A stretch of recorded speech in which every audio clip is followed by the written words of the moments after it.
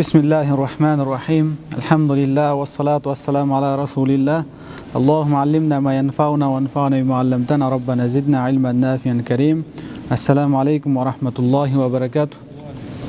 Hurmatlı bir tuğandar, akida boyunca sabahı tulayбыз.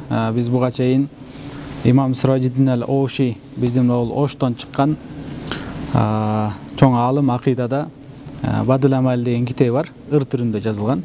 Ошодон сабак кылып атканбыз. Бүгүн 8-ci сабакка келип токтогонбуз.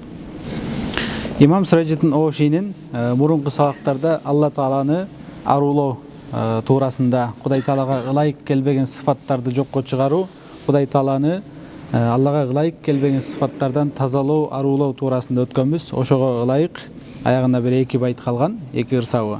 Ошодон сабакты улайбыз. Wa mustagnin ilahi an nisa'in wa auladin inasin aw rijali kaza an kulli zi aunin wa nasrin tafarrada zul jalali wa zul maali. İmam Sirajiddin Oshi bul 2 ырсабында Ихлас сүрөсүнөн чыккан ошол жердеги Аллага ылайык келбеген нерселерди жокко чыгарып, Кудай Тааланы улуулап, Кудай Таалага болгон таухид, ишеним туурасында сөз кылган. Ошол Ихлас барыбыз билген, намазда окуп жүргөн Ихлас сүрөсү бар. Ошол жерде христиандардын жана мушриктердин акидасындагы Аллага ылайык келбеген нерселерди жокко чыгарып келет да Ихлас сүрөсүндө. Ошого ылайык имам Сираjiddin Oshi дагы бул жерде мындай деп айтып атат. Алла Таала эч кандай балага дагы, кызга дагы, аялга дагы, үй бүлөгө дагы муктаж эмес дейт. Алла Таала жалгыз. Алла Таалада үй бүлө, бала же аял деген нерселер болбойт дейт. Азыр Ихлас сүрөсүндө ошол нерсеге токтолобуз. Андан кийин Алла Таала бир жардамга муктаж эмес дейт. Аллага жардам берүүчү бир нерселерге муктаж эмес. Кудай Таала бирөөгө өмүр берсе, же бирөөнүн өмүрүн алса, же бирөөгө ырса, же бирөөнү тирилтсе, өлтүрсө, айырмасы жок. Ошолордун баардыгында Кудай Таала өзү кылат, бир жардамчыга муктаж эмес дейт. Жана Алла Таала жалгыз, улуу зат деп бул имам Sirajiddin Oshi ошол 2 ырса байтта, ырсапта ошону айтып атат. Буну айттык, Ихлас сүрөсүнө ылайык алынган деп. Ихлас сүрөсүндө Алла Таала айтат: "Кул хуаллаху ахад." Кул деп пайгамбарыбызга Алла Таала айтып атат. Айткын дейт. Кул я Мухаммад тафсирде келгендей, я Мухаммад айткын дейт. Аллаху, яни хуаллах, кул хуаллаху ахад. Кул хуаллаху ахад. Эме Алла ахад, жалгыз деп айткын дейт. Демек Алла Таала жалгыз деп айтты. Жалгыз дегендеги мааниси бул жерде ла шарика лаху, Алланын шериги жок, жалгыз. Имам Абу Ханифа рахмаллаху айткандай: "Инналлаху вахидун ла мин тарикил адад, валакин мин тарик аннаху ла шарика лаху." Биз Алла Тааланы жалгыз деп этикад кылганда, ал жердеги мааниси шериги жок, жападан жалгыз деген мааниде. Яни ал санактагы бир деген мааниде эмес, же 2-нин жарымы бир деген мааниде эмес. Андай болсо Аллага болгон иман, Алланын жалгыздыгына болгон иман, ишеним туура эмес болуп калат. Демек имам Абу Ханифа рахмаллаху айткандай, яни ахад, жалгыз дегенде мааниси, яни ла шарика лаху, Алланын шериги жок, жалгыз. Аны кул хуаллаху ахад. Алла Таала айтат пайгамбарыбызга, айткын дейт, ал Алла жалгыз. Кул хуаллаху ахад. Аллаху самад. Алла Таала эч бир нерсеге муктаж эмес. Ас-самад деген ла яхтажу иля шей, эч бир нерсеге муктаж эмес. Куллу шейин яхтажу илаллах. Ал эми бардык нерсе Алла Таалага муктаж. Эми Алла Таала эч бир нерсеге муктаж эмес.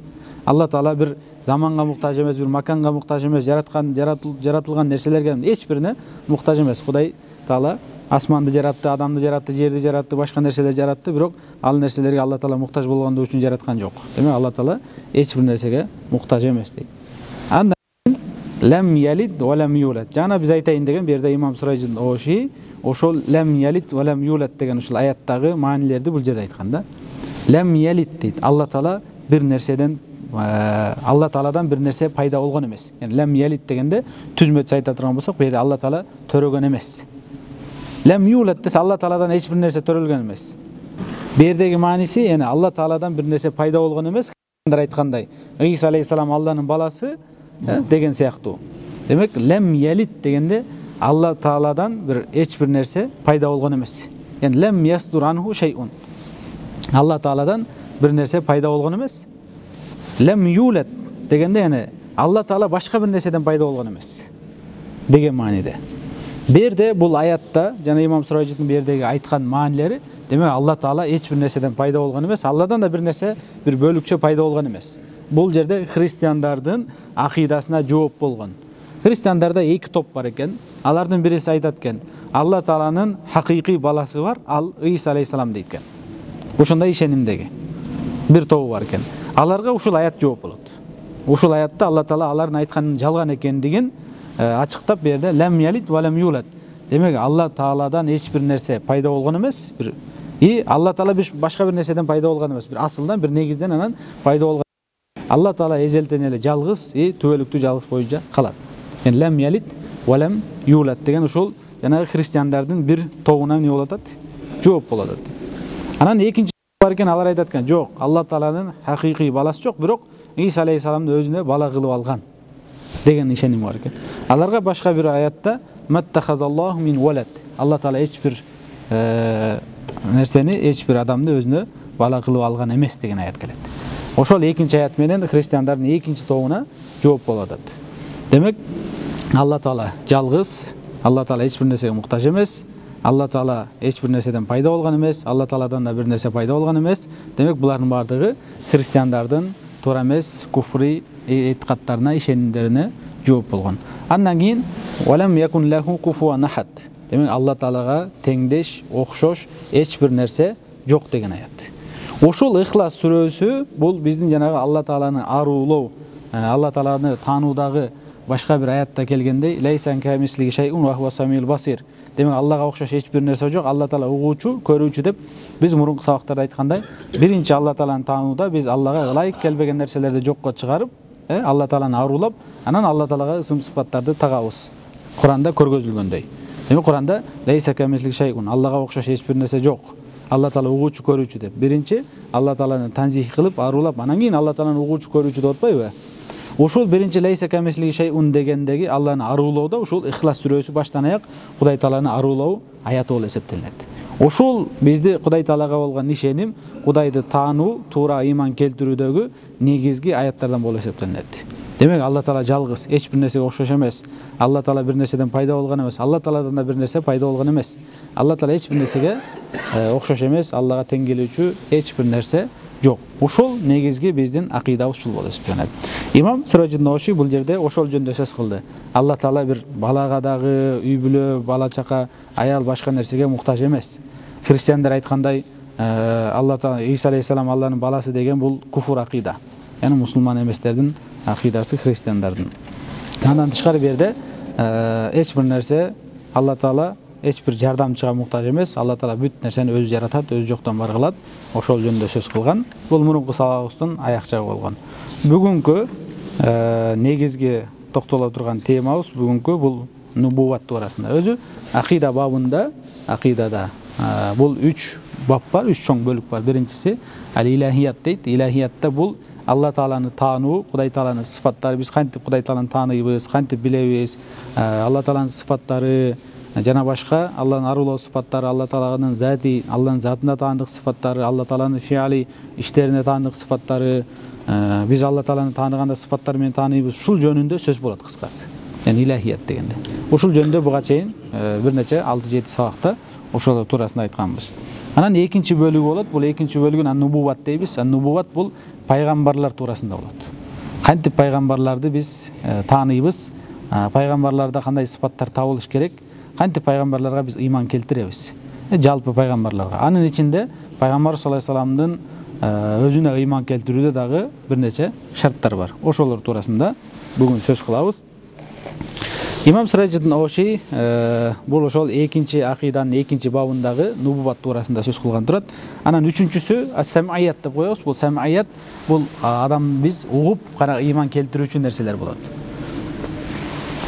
Акырет туурасында көбүнчө. Акыреттеги маселелер, кабыр туурасында, андан кийин акыреттеги эсеп кысап, сурак, тараза жана башка бейиш, тозок ушул туурасында буларды ас-сам'ият деп коебуз. Демек, ушул акыйдада 3 чоң бап бар экен. Биринчи илахият дейбиз, Кудай Таала туурасында, андан кийин нубуват, пайгамбарлар туурасында, анан үчүнчүсү ас-сам'ият дейбиз. Бул ошол угуп гана ыйман келтире турган маселелерге байланыштуу болгон акыйда маселелер болуп эсептелет.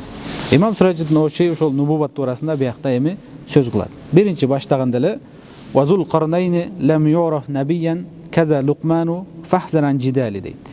Zulkarneyn turasında uqqanmiz, Zulkarneyn degen. Anan Luqman turasında uqqanmiz. Oşular paygambar mı, je paygambar emespi degen masale var. Oşoda İmam Sirajidin oşu mınday dep aytadi. Ve Zulkarneyn lem yu'raf nabiyyan deydi. Zulkarneyn bul paygambar dep bilingen emes deydi. Yani paygambar ekendigine açık aykın daliller yok deydi. Hani biz paygambar dep esepteydi deyin desek, anda bir açık aykın bir daliller yok. Al paygambar dep bilingen emes. Kaza Luqman, jana oşonday ele Luqman. Kur'anda şol bir sürü bayagıl uşul Luqman Hakim de belgili uga, uşun atından aytılıngan. Bul dagı paygambar ekendigi anık emes deydi. Bul turasında dagı paygambar ekendigi anık bayagıl dalilley turganda bir dalil açık aykın dalil kelgen emes. Zulkarneyn Luqman ekosu tengde deydi. Lem yuraf nabiyyan, paygambar dep bilingen emes. Fahzaran jidali deydi. Bunu paygambar dep talaşudan özüңdü tыйgın deydi. Bul talaşka düşpөгүn deydi. Antkeni biz akidada kayсы bir maselени ушул anık paygambar dep tak kes aytыш үчүn ошол даражадагы деңгээлдеги bir далилдер болуш керек. Ошонун негизинде biz акида маселесин тастыктайбыз да. Бирок бу жерде Luqman анан Zulkarneyn экөө турасында дейт, бу жерде пайгамбар экендиги турасында ачык бир далилдер жок. Ошол себептен булар маселеде биз таваккуф кылабыз дейт. Biz bunu paygambar dep aytпайбыз, paygambar эмес деп aytпайбыз deydi. Negizi uşul tuarasida bir Masrajin oşi bir şunday aytadi. Ana bunu talaşпайбыз deydi. Fahzaran jidali deydi. Zulkarneyn degen kim özü? Bul kana malikan mu'mina salihan adilan. Bul özü bul adlettүү padişah bolgon, salih, takwa, adlettүү padişah bolgon. Özü bul tuarasında jaat qissatu fi suratul Kahf. Kahf surasında bul Zulkarneyn tuarasında kelgen. Uşul jöndө söz bolot da. Kahf surasında Zulkarneyn tuarasında aytılıngan. Uşul adam paygambar mı, je paygambar emes mi dese İmam Sirajin aytadi, "Jok, bunu paygambar ekendigi belgilүү emes" deydi. Wa annahu balagha al-mashriq wal-maghrib wa malaka al-aqalim wa bana sadda fi wajhi Ya'juj wa Ma'juj. Jana Ya'juj menen Ma'jujtu kamap koygon kişi uşul bolgon. Kama qala Taala bir ayat kelet, andan tышкары бери Zulkarneynde biz Qarn dep janagı müyüsk aytılınat. Müyüsk. Zulkarneyn dese keyde ошондой nege Zulkarneyn dese janандай эки мүйүздүү дегендей маанилерде айтылып жүрөт. Бу жердеги туура мааниси Zulkarneyn деп аталынып калгандыгы бул батыш менен чыгышка падышалык кылгандыгы үчүн. Демек ошон үчүн батышты чыгышты Zulkarneyn деп, демек эки мүйүз деп ошол батыш менен чыгышка айтылат. Ошол жер бетинде бардык өкүмдү кылгандыгы үчүн, батыш менен чыгышка өкүмдү кылгандыгы үчүн Zulkarneyn деп аталып калган. Андан башка да жанында сөздөр айтылып жүрөт, баягы жанында эки мүйүз болгон же ошол сыяктуу бир кийим кийген, кыскасы ушундай нерселер айтылат, бирок туурасы батыш менен чыгышка падышачылык кылган. Ошон үчүн Zulkarneyn деп аталып калган дейт аты. Анан бул жанагы Ya'juj менен Ma'juшту ошол камаган Zulkarneyn ушул болгон. Кама кала Таала, Алла Таала ошол Kahf сүрөсүндө жанагы Zulkarneyn туурасында минтип айтат да. Wa yas'alunaka an Zulkarneyn. Yas'alunaka senden яһуттар келип сурашат дейт. An Zulkarneyn. Zulkarneyn туурасында сурашат. Yani билеби деп келип сурашат дейт. Кул айткын дейт, пайгамбар айтат. Sa'atlu alaykum minhu zikra. Мен силерге анын баягы кабары туурасында, ал туурасында айтып берем деп айт дейт да. Демек Алла Таала Zulkarneyn туурасында билдирип, анан аларга айтып берем деп атат. Inna makkanna lahu fil ardi wa ataynaahu min kulli shay'in sababa. Inna makkanna lahu fil ardi. Ana Alла Таала айтып атат. Biz Zulkarneynга жер бетинде көп мүмкүнчүлүктөрдү бердик дейт. Yani asman batış menен чыгыш ушул жактын бардыгына падышачылык кылып, yani ал өзү кандай максатта жүрө турган болсо ошолордун бардыгына мүмкүндүк бердик. Yani жер бетинде ошондо өзүнүн мурадына жетиш үчүн бардык нерселерди бердик дейт. Мүмкүндүк бердик. Wa ataynahu min kulli shay'in sababa.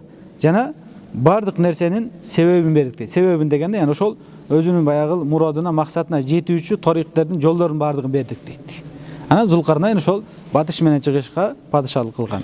Ушул туурасында сөз болот дейт. Ушул киши пайгамбарбы же пайгамбар эмеспи десе, Имам Сирajин айтат, жок, бул пайгамбар деп билинген эмес. Бул кандай киши болгон дейт? Салих, адил падыша болгон деп бу жерде шархында ошону түшүндүрүп атат.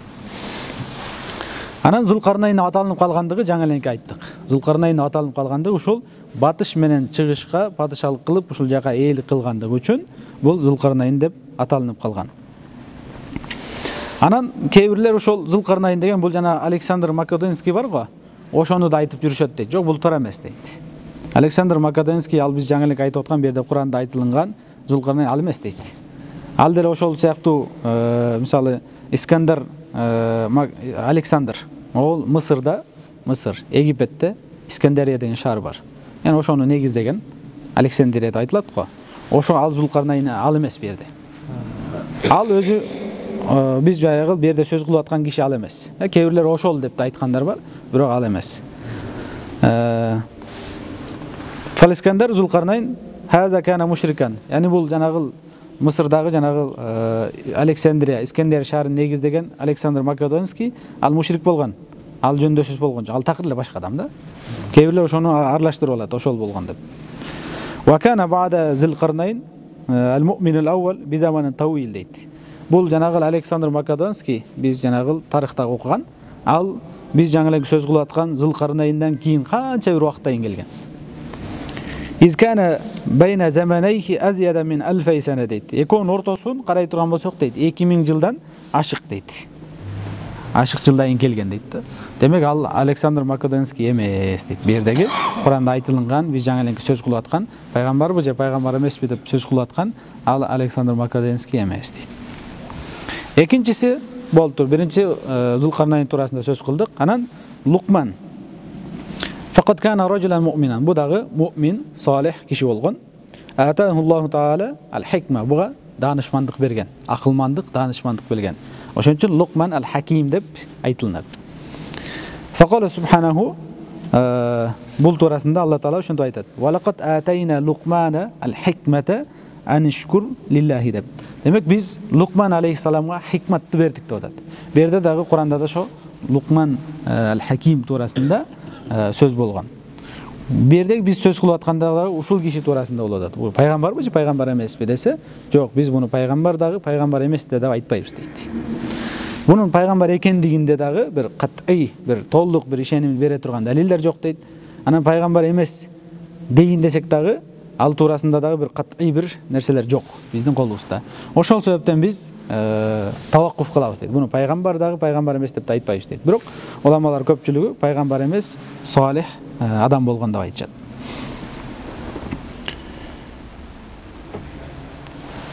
Хайр. Демек имам Сураджидин Оши ушул жердеги маселеге токтолду дагы. Буда бит таваккуф кылабыз, буну токтойбуз, бир жагына таржих бербейбиз дейт. Анан неге бул нерсеге токтолуп атат десе, эгерде бир пайгамбар меселе адамды, пайгамбар меселе адамды пайгамбар деп ишенип алуу бул адамды ыймандан чыгарат да. А пайгамбар болгон адамды пайгамбар эмес десечи, демек анда да адамды ыймандан чыгарат. Эгер пайгамбар эмести пайгамбар деп, пайгамбарды пайгамбар эмес деп атса, бул адамдын ыймандан чыгара турган маселелер. Ошон үчүн биз берде бир андык далил болбогондуктан бул жерде биз таваккуф кылабыз дейт дагы, пайгамбар эмес же пайгамбар деп айтпайбыз дейт. Көпчүлүк уламалардын айтуусу боюнча берде салих, му'мин болгон дейт да. Эми пайгамбар болгон эмес. Хайр. Андан кийинки имам Сураджидин Ошинин айта турган маселеси бул жерде пайгамбарларда табылуучу шарттар, сыпаттар. Пайгамбарларда кайсы сыпаттар табылыш керек? Wa ma kanat nabiyyan qattu unsa wala 'abdun wa shakhsun zufti'a alayh. Wa ma kanat nabiyyan qattu unsa. Пайгамбарлардан аял пайгамбарлар болгон эмес. Демек аялдардан пайгамбар болбойт. Эркек адамдардан гана пайгамбар болот. Wala 'abdun жана кулдардан пайгамбарлар болгон эмес. Wa shakhsun zufti'a. Анан жаман адаттар менен эл арасында белгилүү болгон адамдардан дагы пайгамбарлар чыкпайт дейт. Демек бул жерде бир 3 гана шартты айтты. Азыр биз бул жерде андан да кошумча шарттарга токтолобуз. Сифатул анбия, пайгамбарларда табылыш керек болгон сифаттар. Биринчиси бул сифату ар-руджула деп айтылат. Биринчиси жана имам Сураджидин Оши айткандай, биринчиси эркек адамдан болуш керек. Пайгамбарлар эркек адамдардан болот, аялдардан пайгамбарлар болбойт дейт. Бул туурасында Куранда Алла Таала ушундай айтат: "Ва ма арсална мин qablika illa rijalan nuhi илейхим мин ахлил кура.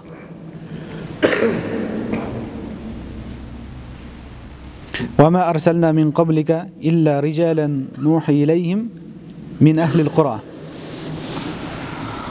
وما أرسلنا من قبلك إلا رجالا deydi. Sağa чейиндагы жөнөтүлгөн пайгамбарлардын барысы эркек адамдардан болгон дейт. Биз аларга ошол эркек адамдар болгондо дагы ошол Ахлил Кура, бул жерде шаар элинен болгон, шаар ахлинен болгон адамдарга биз ошолорду пайгамбар кылып, вахий кылып, анан жөнөткөнбүз болот. Демек, сага чейин деле келген пайгамбарлар булар эркек адамдардан болгон экендиги туурасында бу жерде айтылып атат.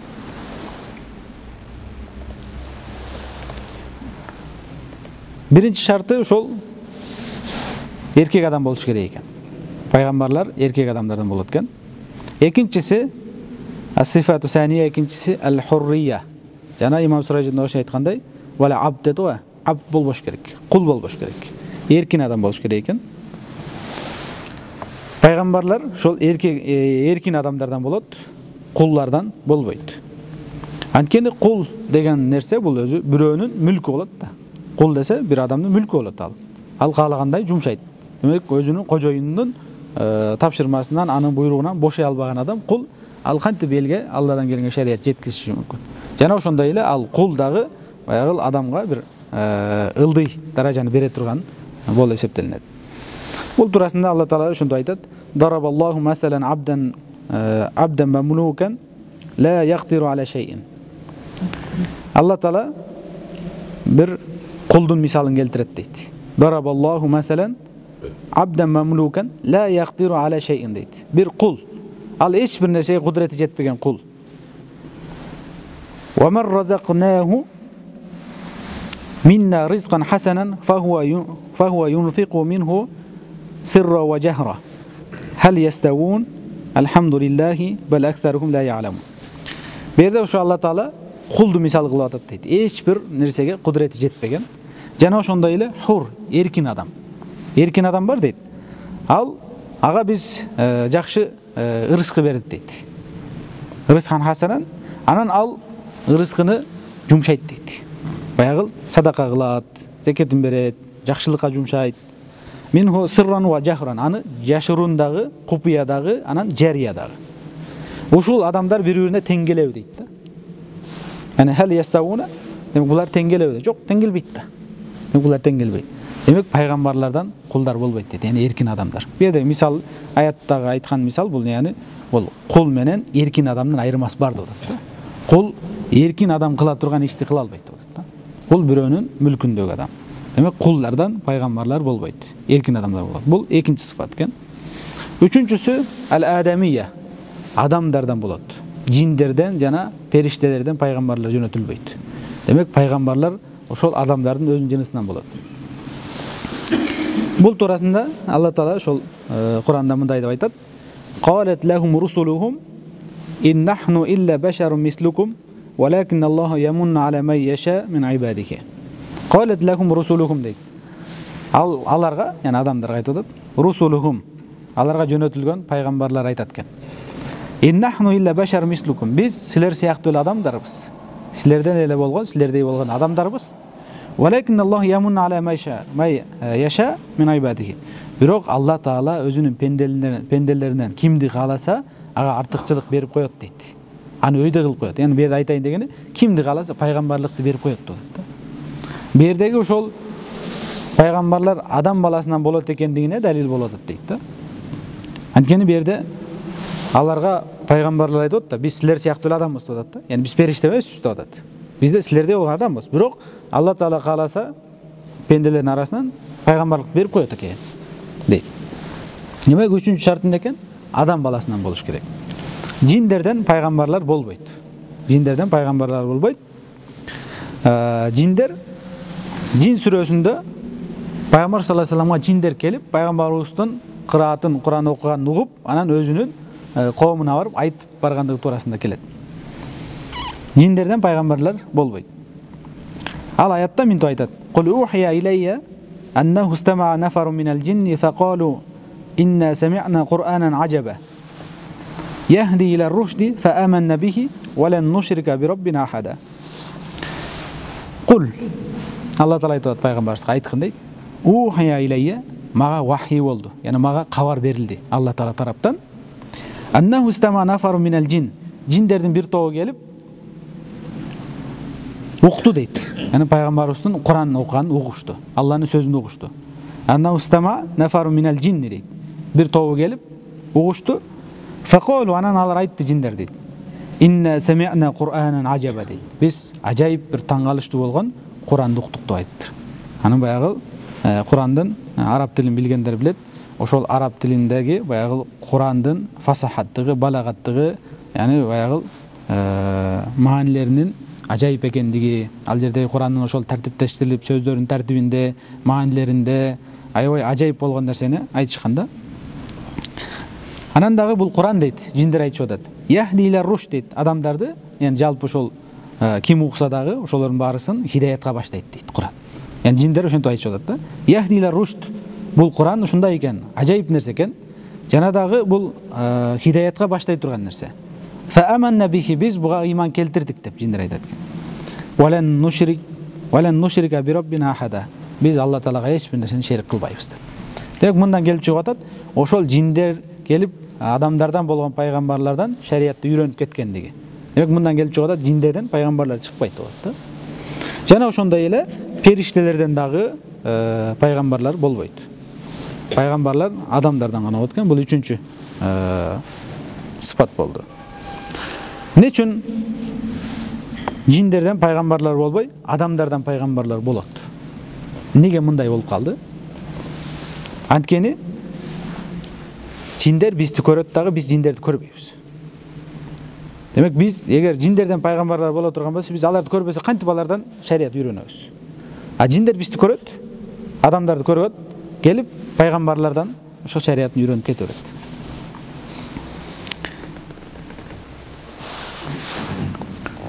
Вал хикмату фи нубуввати фил инс дунал джин дейт. Бердеги ошол жиндерден пайгамбарлар чыкпай, адамдардан пайгамбар болгондогу хикмат не? Десе, ин аннал инса афдалу минал джин. Негизи өзү инсан жинден абзел болуп эсептелинет. Вал мафдул ятбау ал фадил. Демек ал абзел болгон адамды эрчиш керек. Ва аннал джинна ярауна ал инс ва ясмауна каламахум. Жиндер адамдарды көрөт, ва ясмауна каламахум дейт. Келип алардын сөздөрүн да угат. Ва яжлисуна маахум, алар менен отуруп алат. Фа якуну ахзу дин анин набийи майсуран лахум. Демек алардын ошол адамдардан болгон пайгамбардан келип динди үйрөнүүсү алар үчүн жеңил дейт. Алар угат, көрөт дейт. Би хилафил инс, инсандардын тетириси, инсандар жиндерди көрбөйт, укпайт дагы. Фа иннахум ла яронал джин, адамдар жиндерди көрбөйт, ва ла ясмаунахум, аларды укпайт дагы. Ва ла юхассуна бихим, аларды сезбейт дагы жиндерди. Кала Аллаху Таала фи шайтани ва жунудихи ва хум минал джин. Демек жанагы шайтан анан өзүнүн аскерлери, булардын баары жиндерден болот. Ушулар туурасында Куранда минтип айткан дейт да. Иннаху яракум хуа ва кабилуху. Шайтан жанан анын кабиласы, жамааты, анын аскерлери баарысы силерди көрөт дейт. Яракум. Мин хайсу ла таронахум. Силер көрбөгөн абалда. Яны силер көрбөйсүңөр дейт, бирок алар силерди көрөт. Демек адамдардан болгон жин пайгамбарлардын адамдардан болуусу, жиндерден болбоосу хикмат ушул дейт. Алар бизди угат, келип үйрөнө берет.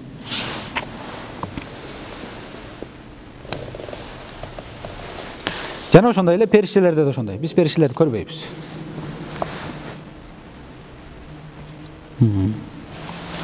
Төртүнчү сыфат, үчүнчү сыфатын айттык. Төртүнчү сыфат бул шарафун насаб деп айтат. Ол пайгамбарлардын ата теги, баягы урматтуу, улуу адамдар болгон. Таза адамдар болгон. Ошондой урпактан келет пайгамбарлар. Алла Таала өзү ошондой таза урпактан пайгамбарларды тандап алат. Бул туурасында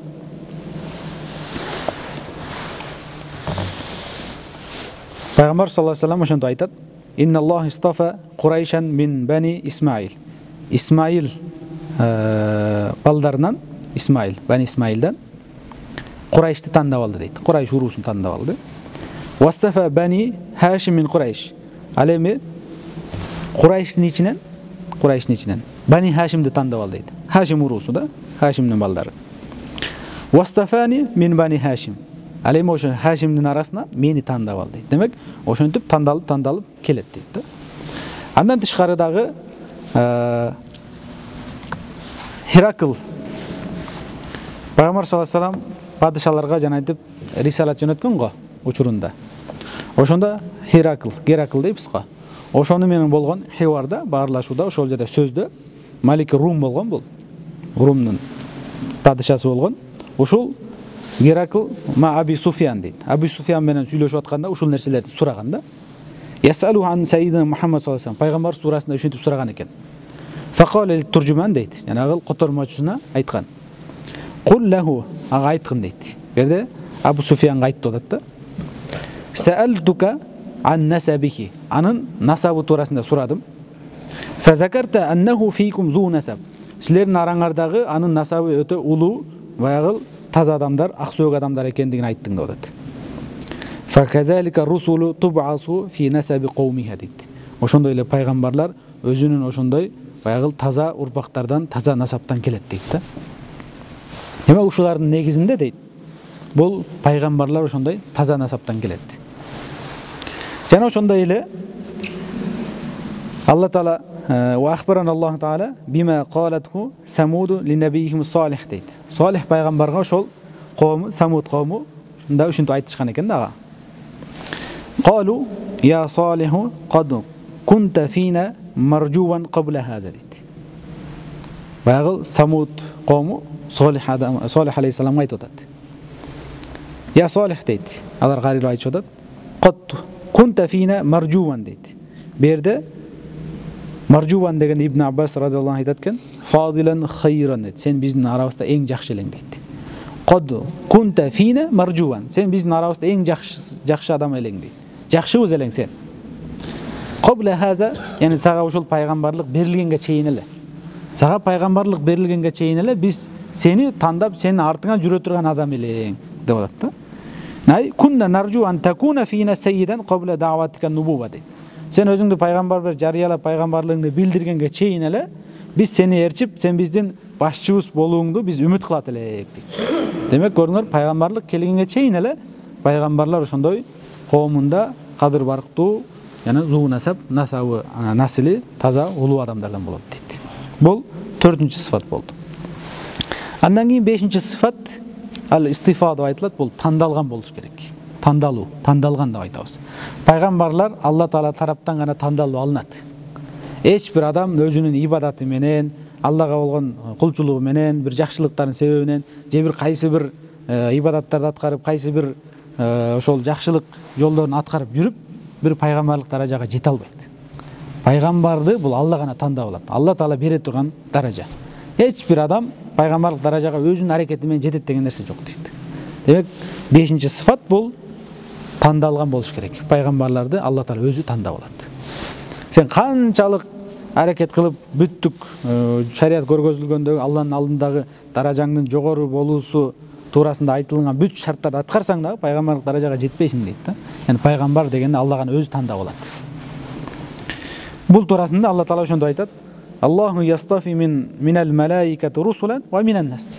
Алла Таала периштелерден жана адамдардан өзүнө расулдарды тандап алат дейт да.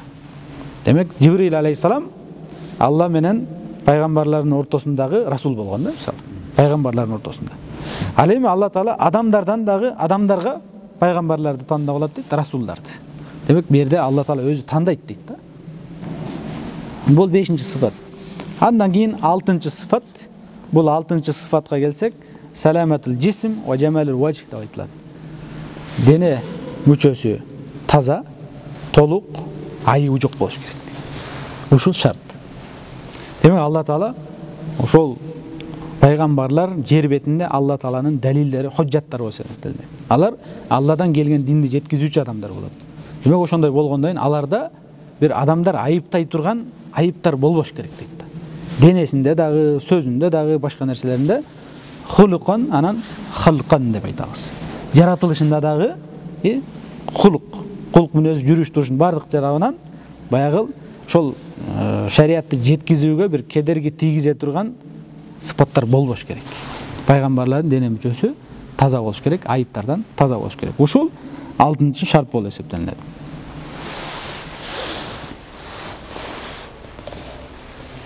Ал эми бул жакта Аюп алейхиссалам туурасында айтылган кыссалар бар, окуялар бар. Кээ бир тафсирлерде келип калган китептерде.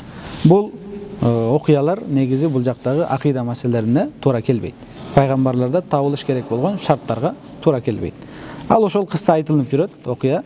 Аюп алейхиссалам ооруп, денеси курттап кетип, анан адамдардан качып бир үңкүргө барып жатып, анан дагы өркүндөтүп жиберишет. Кээ бирлер денесинде жана куртту түшүп калса алып кайра денесине салып коюп, ишил кыскасы ушундай окуялар айтылып жүрөт. Булардын бардыгы туура эмес. Пайгамбарларда табылыш керек болгон сыпаттарга ылайык келбейт. Пайгамбарлар жаңы эле айткандай, дене мүчөсү таза болуш керек, эч кандай айып болбош керек жана шариятты жеткизүүгө кедерги тийгизе турган бир тоскоолдук боло турган сыпаттар пайгамбарларда болбойт. Аюп алейхиссалам туурасында айтылган ал окуя туура келбейт бул жак. Ал Исраилаттар деп коет, ошол жактан айтылып, кээ бир тафсир китептерге кирип калган. Бул туура эмес болуп эсептелет. Туурасы Аюп алейхиссаламга Алла Таала сыноо берген. Аюп алейхиссалам ооруган. Ошондой эле Аюп алейхиссалам өзүнүн денесинде оору болгон, бирок жанандай деңгээлдеги оору эмес. Адамдар жиркенип кача тургандай оору эмес ал. Ооруган. Ошондой эле үй бүлөсүнө дагы, мал мүлкүнө дагы бир оор сыноо берген Алла Таала. Ошол оор сыноого Аюп алейхиссалам чыдаган, сабыр кылган. Анан Аюп алейхиссалам туурасында мисал айтылган. Анын сабыры туурасында. Ошончолук көп жыл ооруп, үй бүлөсүнө сыноо келген. Ошол сыноолорго сынбай, баягы сабыр кылгандыгы үчүн Аюп алейхиссаламдын сабыры мисал болуп айтылат. Бирок жанагыны билип алыш керек. Ал пайгамбарларга ылайык келбейт. Аюп алейхиссалам денесине курт түшүп кеткен, андай мындай деген окуялардын бардыгы чындыкка туура келбейт. Ал пайгамбарларда табылыш керек болгон сыпаттарга ылайык келбейт. Ал окуя айтылынбаш керек. Ал туура эмес болуп эсептелет. Туурасы ооба, ооруган, бирок андай деңгээлде эмес. Аны адамдар качып аны таштап кете тургандай же өзү элден бөлүнүп качып кете тургандай айыпта ооруган эмес. Бул ушуну менен 6 сыпат болду. Андан кийин 7-чы сыфат бул ал-фатанат деп айтылат. Фатанатта бул зиректик, акылмандык айтылат. Эне баягы акылдын курчтугу. Алла Таала пайгамбарларга ушундай акыл берет. Андай акыл башка адамдарда болбойт. Пайгамбарлардын акылы эң жогорку даражада болот. Ал ошол сыпат адамдагы акылмандык, зиректик бул акылдын курчтугу. Ошол жиберилген шариятты жеткизүүдө эч бир адамга жеңилип калуусу мүмкүн эмес деген сөз. Яны карама каршысындагы адамдар менен баягы талашка түшкөндө аларга үстөмдүк кыла турган деңгээлде алардын акылы ушундай болот. Бул ошол 7-чы сыфат. Андан кийин 8-чы сыфат. 8-чы сыфат бул ас-сыдык. Пайгамбарлар чынчыл болот. Пайгамбарлар жалган айтпайт. Пайгамбар келгенге чейин, пайгамбарлык келгенден кийин айырмасы жок. Пайгамбарларда жалган айтуу деген мүмкүн эмес. Алла Таала бул пайгамбарлардын айтканын бардыгы чын экендигин муъжиза менен Алла Таала бекемдеп койгон. Муъжиза аркылуу пайгамбарлардын баарысы чын сүйлөйт, жалган айтуусу мүмкүн эмес. 9-чы сыфат бул аманат деп айтабыз. Пайгамбарлар аманатчыл болот. Аманат дегенде максат ушу шариаттагы баягы көргөзүлгөн чектен чыкпайт деген сөз. Алар такыр күнөө кылбайт деген сөз. Демек Алла Таала арам кылган нерсени кылбайт. Жада калса макруh болгон ишти дагы пайгамбарлар кылбайт. Алла Таала жөнөткөн шариаттын фарзын фарз, арамын арам, баарысын ошондой аткарат. Ал сызыктан чыгып кетиши мүмкүн эмес, күнөө кылбайт деген сөз. Пайгамбарларда күнөө болбойт, күнөө кылбайт алар. Анткени Алла Таала "Ва ма атакумур расулу фахузуху ва ма нахакум анху фантаху" дейт. Силерге пайгамбарлар алып келген нерсени алгыла, тыйган нерседен тыйылгыла деп атпайбы? Демек, пайгамбарлар өзү бирөөлөрдү буйруп, анан өзү ал ишти кылбай коюшу мүмкүн эмес.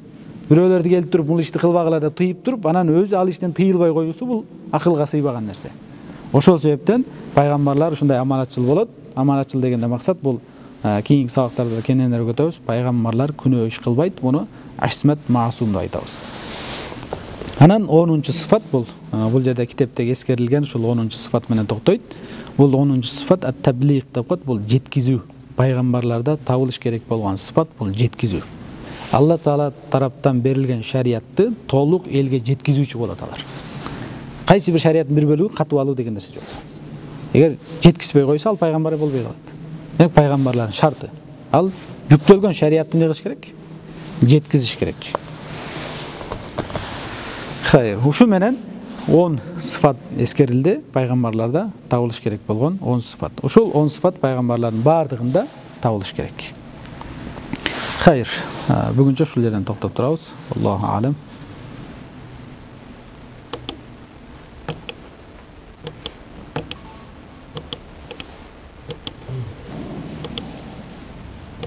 Hayır, суроо болсо берсеңиздер болот.